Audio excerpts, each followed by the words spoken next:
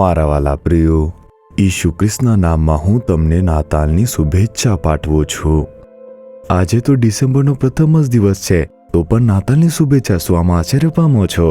વિશ્વભરમાં જ્યારે 1 ડિસેમ્બર આવે છે, નાતાલની ઉજવણી શરૂ થાય છે, કાર્ય શરૂ થાય છે અને ઉત્સવ આનંદ અને ઉલ્લાસથી મનાવવામાં આવે છે.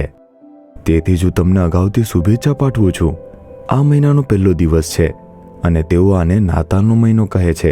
ઈસુ ખ્રિસ્ત આ દુનિયામાં એક માણસ તરીકે જન્મ્યા એટલા માટે ખુશીથી આ તહેવાર મનાવવામાં આવે છે.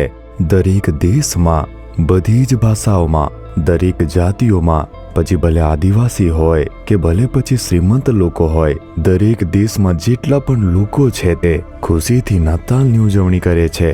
અને કારણ કે તે આ દુનિયામાં તારણહાર તરીકે આવ્યા હતા, તેમણે માણસોને સુખ આપ્યું અને આનંદ આપ્યું. તેમના ઘણા બધા નામ આપવામાં આવ્યા છે. ઈસુ એટલે તારણહાર, ખ્રિસ્ત એટલે કે એક અભિષેક્ત, શાંતિનો રાજકુમાર, પરાક્રમી દેવ, સનાતન પિતા, આવા ઘણા નામ આપવામાં આવ્યા છે. તેમાં મહત્વની વાત એ છે કે પ્રભુ તમને એક વચન આપી રહ્યા છે. માથી 1 અધ્યાય 23મું વચન. જુઓ, કુંવારી ગર્ભવતી થશે ને તેને દીકરો થશે અને તેનું નામ તેઓ ઇમાનુએલ પાડશે. એનો અર્થ એ છે કે ઈશ્વર આપણી સાથે. આજે પ્રભુ તમને વચન આપે છે, મારા પુત્ર, મારી પુત્રી, હું તમારી સાથે છું. મારું નામ શું છે ખબર? ઇમાનુએલ. ઈસુ કહે છે ઇમાનુએલ તે નામનો અર્થ છે ઈશ્વર આપણી સાથે છે. મારામાં પ્રભુ છે, મારી સાથે પ્રભુ છે એમ કરીને. તે ચર્ચની અંદર છે, તે પ્રાર્થના ખંડમાં છે. હું વારંવાર જઈશ અને પ્રાર્થના કરીશ. તેનો અર્થ એ નથી તે મારામાં છે અને તે મારી સાથે છે. ઇમાનુએલ તે એક ચમત્કારિક પ્રભુ છે.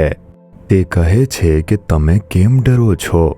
હું તમારામાં છું, હું તમારી સાથે છું, ઇમાનુએલ તરીકે તમારી સાથે છું. આમ પ્રભુ કહે છે.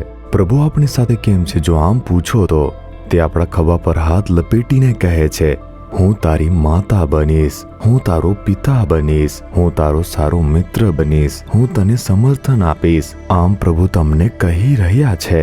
કારણ કે આ જગતના જે લોકો છે તે ઈશ્વરથી અલગ થઈ ગયા હતા અને એકલા સંઘર્ષ કરી રહ્યા હતા. અને જ્યારે ઈશુએ તે લોકો તરફ જોયું ત્યારે વિચાર્યું, આ લોકો ઘેટા પાડક વગરના ઘેટા જેવા છે. તેઓના હૃદય પર બોજ છે, તેઓ ભરચક છે, તેઓ એક કેદીની સમાન છે.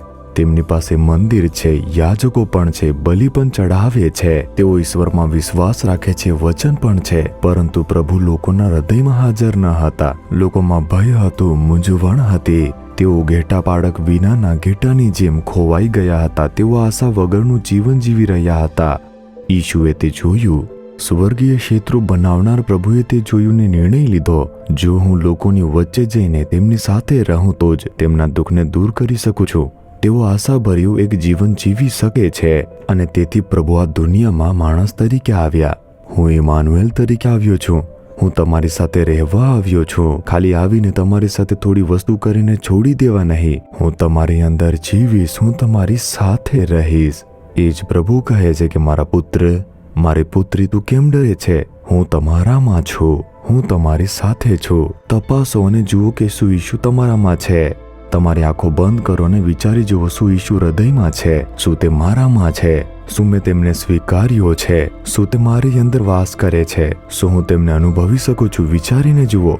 શું તમે આજે તેમને અનુભવ્યો? જ્યારે તમે પ્રાર્થના કરો છો તેમની હાજરી અનુભવો છો? જ્યારે વચન વાંચીને મનન કરો છો, શું તેમની સામર્થનો અનુભવ કરો છો? પ્રભુ આપણી સાથે છે તેવો અનુભવ. કારણ કે તે ઇમાનુએલ છે. તે આપણા હૃદયની અંદર વાસ કરનાર એક પ્રભુ છે. તે તમારી સાથે રહેનાર, તમને દોરનાર પ્રભુ છે. શું તમે તેમને અનુભવ કરી શકો છો? વિચારી જુઓ. જો તે આપણી સાથે હોય, તે બધું જ સંભાળશે. શું હું તમારા માટે ત્યાં નથી? ચિંતા કેમ કરો છો?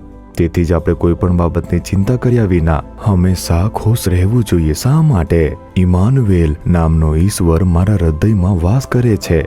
તે મારી સાથે છે. તે એક માણસ તરીકે આવ્યા, મૃત્યુ પામ્યા, મારી સાથે રહેવા માટે સજીવન થયા. તમારા વિશ્વાસને કબૂલ કરવાનો પ્રયાસ કરો. કહો, ઈસુ મારામાં અને મારી સાથે હોવા બદલ તમારી સ્તુતિ થાવ. તમારા હૃદયની અંદર એક આનંદ છલકાશે. હું આ વારંવાર કહું છું, રોજ કહું છું. ઈશુ મારી સાથે હોવા બદલ તમારી સ્તુતિ થાવ. મારામાં રહેવા માટે સ્તુતિ થાવ. મારી સાથે આવવા બદલ તમારી સ્તુતિ થાવ. કારણ કે તમે ઇમાનુએલ છો, એક અદ્ભુત પ્રભુ છો જે હંમેશા મારી સાથે રહે છે. એટલા માટે નહીં કે હું લાયક છું કે ભક્તિવાળો છું કે મારી પવિત્રતાને કારણે નહીં.